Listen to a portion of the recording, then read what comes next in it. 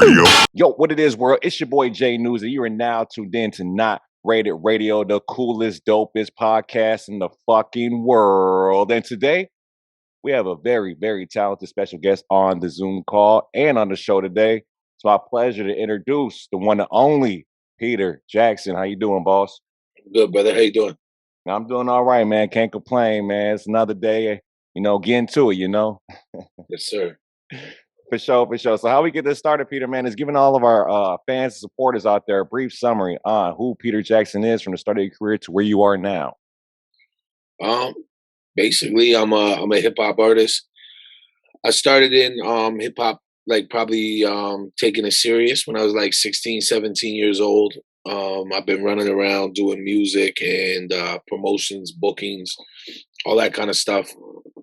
I have a booking agency in Canada on top of being an artist. I own a nightclub, promotions. I do a bunch of stuff. So just kind of like drenched in the business. Huh? Now, where you originally from? Are you from Canada? Or are you from the U.S. Yeah. or? No, I'm from Canada. I'm about 45 minutes east of Toronto. Got you. Okay, that's what it is. So you got a lot of stuff planned out. You're not just an artist. You got other business ventures that you're tapped into, which is really dope. I see a lot of because you're not signed. You're up and coming, right? You have your own situation that you're under, right? Yeah. I'm not signed. I'm unsigned. Okay, so I see a lot of entrepreneurs out there, a lot of artists that dipping and dabbing into more than just music. You know what I'm saying? I think that's hella cool, and I think a lot of other upcoming artists need to see that and hear that from an individual. You know what I'm saying? So I respect and salute that. So let's talk about it, man. Let's talk about these singles you got out, man. Actually, let's give a brief summary on to the fans and supporters out there, like your style of sound when it comes to music. Like, well, how would you describe your sound of being Peter Jackson? I think basically for me, it's kind of a cool situation when it comes to my music. Is I just kind of do what I want. Hmm. Different records, different vibes, that kind of stuff. But I feel like I do what I want because I kind of control my own destiny. When it comes to the business and it comes to performances and tours and all that kind of stuff. So, like right now I got a pop record out with Trey Songz called Mountain Valley. It's a remake of the classic Ain't No Mountain High Enough. And I mean that record was made with like radio in mind, like top 40 Gotcha. radio, not rhythmic, not really that kind of vibe. But I think it just depends on what I'm trying to do or like how I feel at that exact time, you know? No, I dig that. I dig that. Now talk about the track. How did that all come together for you with the feature with Trey Songs and to give us a behind the stories on this piece that you got right here. Um, I did that record. I had that record. I cleared the sample and purchased the master to the song "Ain't No Mountain High Enough." Mm, Uh, it was originally done by Marvin Gaye and Tammy Terrell, and then a friend of mine does a lot of business with a lot of R&B artists. So we tried somebody else first, and then Trey heard the record. My guy played it for him. They liked it. We went to LA, cut the record, shot the video together in Malibu. We just really got along, you know. yeah, yeah. Me and Trey get along really well. I had a lot of fun on set with him shooting the video. LA and Malibu is a nice change from where I'm at, just weather wise, especially during the winter and like fall and all that. So Hmm. I mean, it was good. It was a feel good record. The record's doing well right now, and just really focused on radio with it. Radio with it. I got you. I got you. No, I checked out the record before we hopped on, and I gotta say it is dope, man. I was listening to it. I was like, okay, I like how he put his little twist on it. You know what I'm saying? So it's definitely something dope.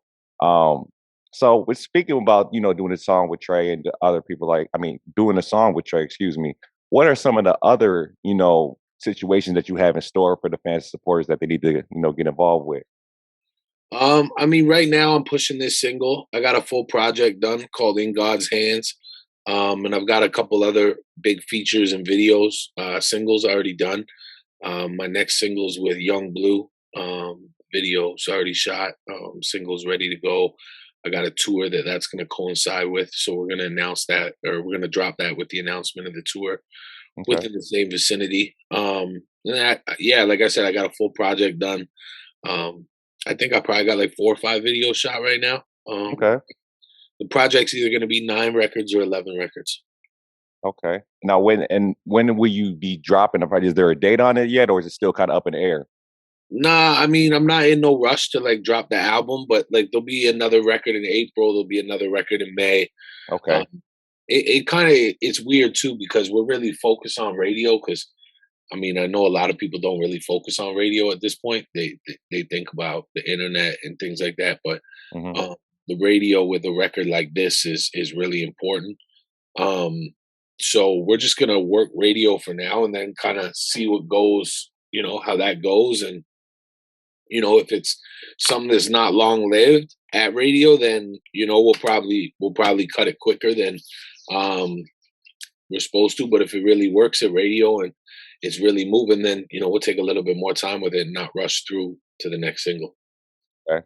I think that. I think that. I respect that too because it's like you got to just not necessarily try it out. You got to just structure it and plan it. And I like how your mind is. It's like, okay, we're gonna move it with this, with the record hitting the radio, and then see how that bounces and plays forth with that. I like that. Mhm. Okay, so with the music that's dropping, with the situation that you have with the album, talk a little bit about what are your influences when it comes to music? Who are you like listening to that you get your like you know influence from?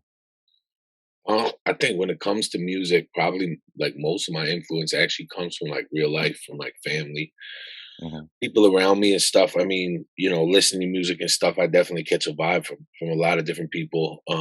You know, just kind of depends on like what I'm doing. But when it comes to like creating music and stuff, I draw from like reality, Hmm. life, like where my head's at. Whatever my frequency is at that point, and just kind of like my vibe where I am mentally. Dig that. Now with doing all the your entrepreneur, you got your hands in all different types of bags. Um, what would be some? Well, I guess I could ask that question a little bit later. Um, okay, cool. So with that going on with the Trey songs and everything like that, what are your next steps like planning for the future? I know you say you try to make this push with the radio and see how that goes, but what's your next steps that's coming forth for yourself?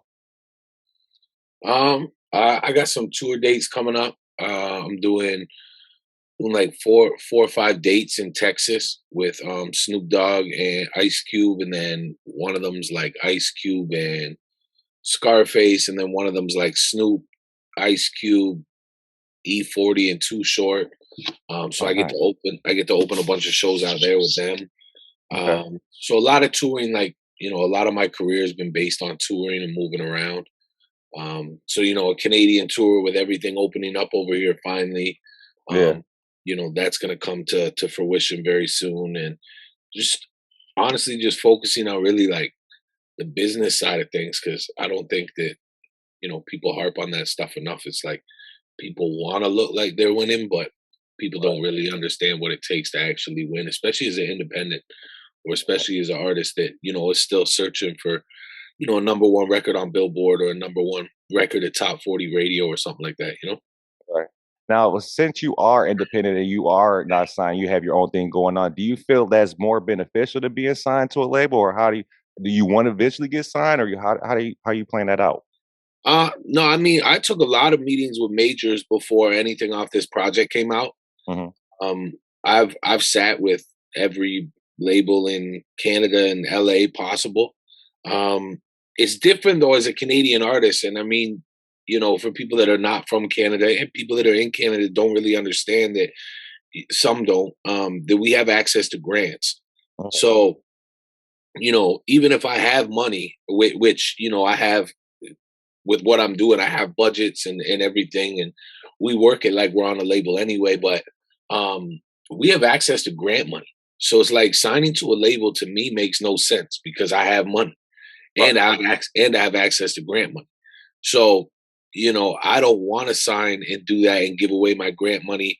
I already have my touring and stuff in pocket. For me, it's like I know exactly what I need to do, and it doesn't. You know, I don't feel like it's signed to a major to get opportunity. For me, it's like, I just need something to really click at radio and online, Right. wherever it is. I just need a record to like really click. I had an album go number 3 on Billboard at EP.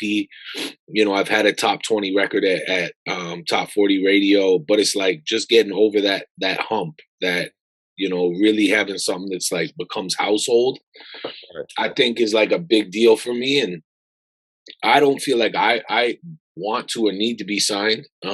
But I do feel like there's probably some crazy support that can come from, you know, being signed to the right major. If you got the right people pushing your stuff, like I'm not opposed to it, which is why I've taken meetings with so many people. But I just think it needs to be like extremely right, because it's like I can already go get 6-7 figures for a project. So it's like, you know, I need to be like very smart about how I do things. I dig that. Now, for you being, do you feel like you knowing the business like you do so much is helping like with your music? Yeah, instead of just being the artist, you're like a businessman and the artist. Do you feel like the business is first when it comes to music, and then the music will follow, or how do you feel about that? Yeah, I think, you know, people forget it's not show friends, it's show business. Mm, It's really about the business. You know, it's not a hobby. I mean, it is a hobby to some people. Don't get me wrong; it definitely is, and that's okay. mhm. You know, I don't have a problem with that. But I think for me, or for people that are trying to build a career, you have to understand it. It is a business, and you know, you have to do certain things to make certain things move. And in a time now where there's so much music and everything is super oversaturated, I think you need to really focus on properly conducting yourself in the business world to even see the right opportunities.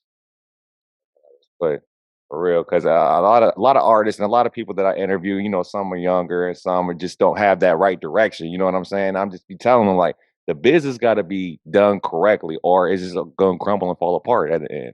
So hearing Yeah. what you just said just really solidified all that. So no doubt on that, no doubt. Well, man, you know, it's been a pleasure chopping it up with you. But before we get up out of here, dog, can you give a piece of advice to an up and comer man that's just like stepping into the game? And you know, what's something that you can just give to them? Like, here's some gems for you. I think like we just touched on, I think, you know, really focusing on your business. And, you know, first and foremost, obviously there's gotta be music, and there's gotta be, you know, something that you want to push and put your weight behind. But I think just understanding it's a business, and, you know, taking the proper steps to, you know, ensure you get the right amount of eyes, or the right eyes. And, you know, there's a lot of fugazi shit when it comes to the industry. So it's like, you know, trying to navigate and get through all that, and, you know, just focus on what feels good and what's right.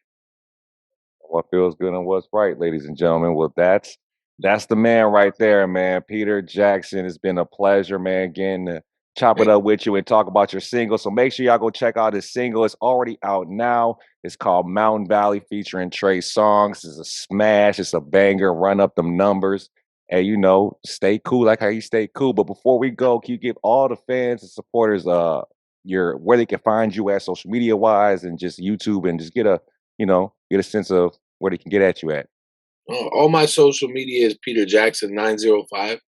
You can find everything, no matter what outlet it is. That's what it is. So you'll be able to find it quick.